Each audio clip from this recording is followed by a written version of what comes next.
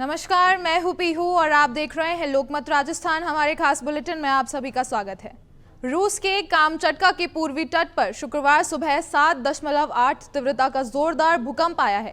इसके बाद 5 after shock भी महसूस किए गए हैं, जिसकी तीव्रता 5.8 मापी गई है। इसके बाद सुनामी की चेतावनी भी जारी की गई और तट पर 30 से 62 सेंटीमीटर ऊंची लंबी लहरें देखने को मिली है। कामचटका के गवर्नर ने बताया कि सभी आपातकालीन सेवाएं हाई अलर्ट पर हैं, लेकिन अभी तक किसी नुकसान की खबर नहीं मिली है और इस क्षेत्र में आज आए भूकंप समेत 4 बड़े भूकंप 7 या उससे अधिक तीव्रता के दर्ज किए गए हैं।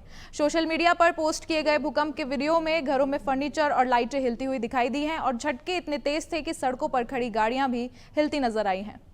भारत और अमेरिका के बीच फिर से ट्रेड डील पर बातचीत की संभावनाओं के बीच राष्ट्रपति डोनाल्ड ट्रंप ने कहा कि वह भारत और प्रधानमंत्री नरेंद्र मोदी के बहुत करीब हैं। इसके बावजूद उन्हें भारत पर प्रतिबंध लगाना पड़ा है। ट्रंप ने यह बयान लंदन में ब्रिटिश प्रधानमंत्री कीर स्टारमर के साथ जॉइंट प्रेस कॉन्फ्रेंस में दिया।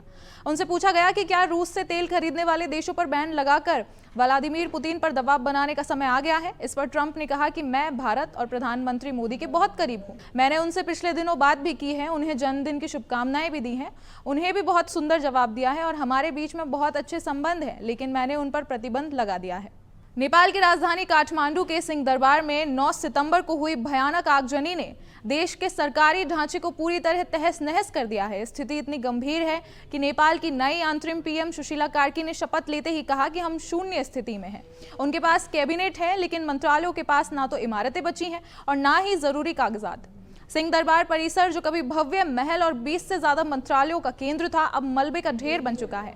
आग की लपटों ने संसद, भ्रष्टाचार विरोधी विशेष अदालत और कई महत्वपूर्ण मंत्रालयों को नष्ट कर दिया है और सरकारी दस्तावेज, जन्म प्रमाण पत्र, कंपनी रजिस्ट्रेशन और अंतर्राष्ट्रीय समझौते के मूल कागजात जलकर राख हो गए हैं।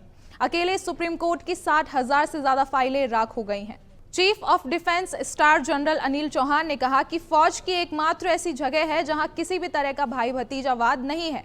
यहाँ किसी तरह का पक्षपात या सिफारिश भी नहीं होती है। चौहान ने रांची में छात्रों से बातचीत के दौरान बच्चों से अपील करते हुए कहा कि वे सेना में आने का सपना देखें, क्योंकि यही देश की सेवा करने और दुनिया को देखने का सबसे अच्छा मौका है।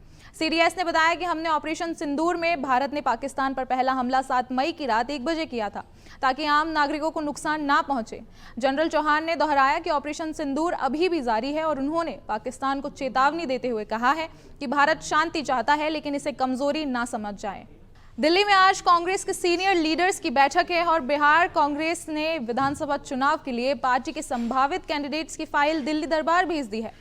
अब केंद्रीय चुनाव समिति उम्मीदवारों का नाम फाइनल करके टिकट देगी। पटना में प्रदेश चुनाव समिति की बैठक हुई थी और इसके बाद सभी सदस्यों ने सर्व समिति के प्रत्याशी चयन को लेकर हामी भरी है।